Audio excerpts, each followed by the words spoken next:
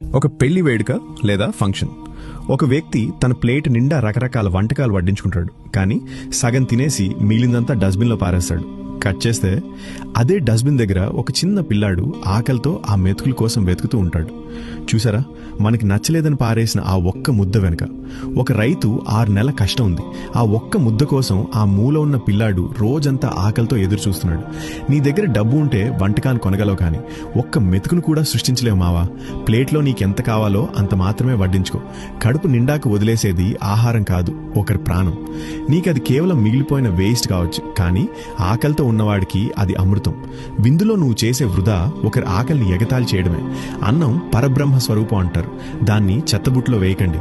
ఈసారి భోజనం చేసేటప్పుడు ఆ పిల్లాడి మొహం గుర్తు తెచ్చుకో. ఆహారాన్ని వృధా చేయనని ఒట్టు పెట్టుకో. వీలైతే ఆకలితో ఉన్నవాడికి అన్నం పెట్టు, అంతేకాని వృధా చేసి పాపం మూటగట్టుకోకు. ఈ వీడియోని షేర్ చేసి అందరిలో మార్పు తీసుకురండి.